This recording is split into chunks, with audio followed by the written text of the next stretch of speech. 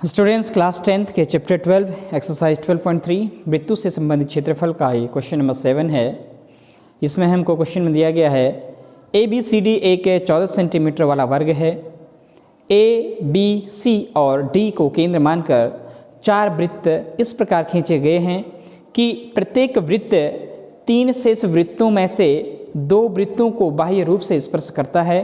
तो छायांकित भाग का क्षेत्रफल ज्ञात कीजिए। ध्यान से देखिए, इसमें हमको एक वर्ग दिया गया है। चित्र की सहायता से देख लेते हैं। उस वर्ग की भुजा 14 सेंटीमीटर है। वर्ग की भुजा 14 सेंटीमीटर दी गई है और ज्ञात करना है हमको टू फाइंड छायांकित भाग का क्षेत्रफल। फिगर दिया हुआ है ए बी सी डी एक वर्ग है। ए बी सी डी एक 14 सेंटीमीटर का एक वर्ग है। ए बी सी डी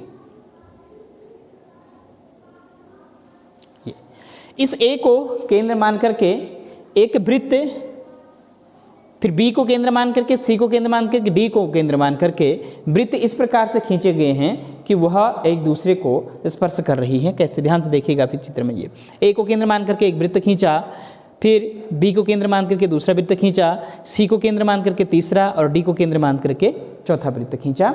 तो ये चारों जो वृत्त हैं, ध्यान से देखिए, इस एक वृत्त ने इन तीनों वृत्तों में से दोनों को टच किया है। तो ये कह रहा था कि वृत्तमान का इस प्रकार खींचे गए हैं कि प्रत्येक वृत्त 3 शेष वृत्तों में से 2 वृत्तों को बाह्य रूप से स्पर्श करता है। अगर मैं इस ए से खींचे हुए वृत्त की बात करूं तो जो 3 वृत्त बचते हैं बी सी और डी, इनमें से 2 वृत्तों बी और डी को टच करेगा, सामने वाले को छोड़ देगा। तो ऐसा ही कुछ एक फिगर दिया गया है और बीच में इसका जो शेडेड पोर्शन है, ये इसका हमको क्षेत्रफल फाइंड करना है, जो ये हमको बीच में दिखाई दे रहा है।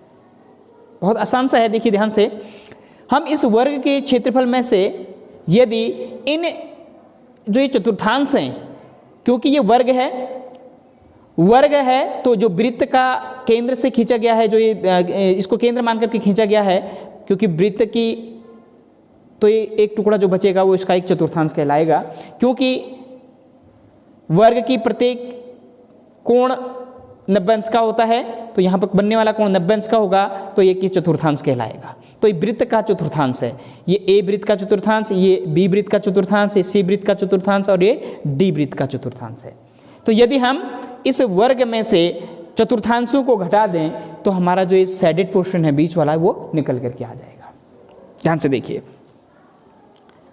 वर्ग की भुजा 14 सेंटीमीटर है, तो प्रत्येक वृत्त की त्रिज्या 14/2 सेंटीमीटर यानी 7 सेंटीमीटर हो जाएगी। अब ये कैसे है, ध्यान से देखो, क्योंकि वर्ग ये है, उसकी भुजा है, या इसी को ले लीजिए आप ए बी 14 सेंटीमीटर है और इसमें 2 वृत्त बने हैं, तो इस बीच में स्पर्श कर रहे हैं, तो इसका मतलब ए से यहाँ तक 7 सेंटीमीटर होगा, यहाँ से यहाँ तक भी 7 सेंटीमीटर का वृत्त होगा, तो इसकी त्रिज्या ऑटोमेटिकली कितनी हो गई, 7 सेंटीमीटर की होगी, यानी वर्ग की भुजा की आधी।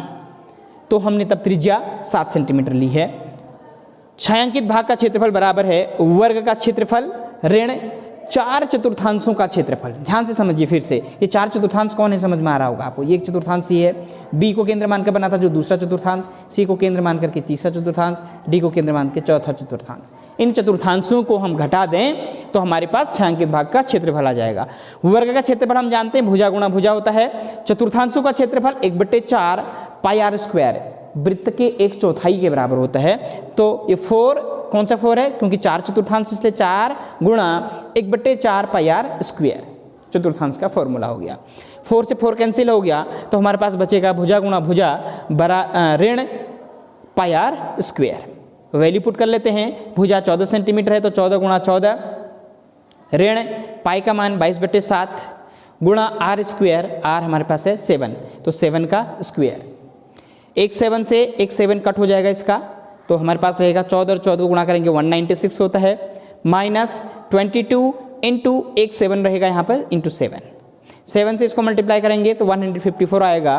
तो 196 माइनस 154, क्लियर।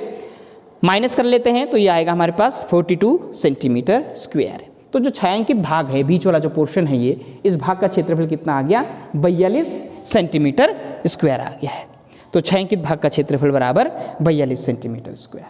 बहुत आसान है, बस समझना है थोड़ा सा कि कैसे इसने हमको क्लू दिया हुआ है कि हम वर्ग की भुजा से कैसे हम त्रिज्या फाइंड कर ले रहे हैं। क्योंकि उसको केंद्र मान करके वृत्त खींचा गया है एक भुजा के एक कोने को, तो उसके ठीक आधे के बराबर का चाप लेकर के हमने वृत्त खींचे गए हैं, तो उसकी जो त्रिज्या हो जाएगी वो वर्ग के भुजा की आधी हो जाएगी, तब वो 7 सेंटीमीटर आता है।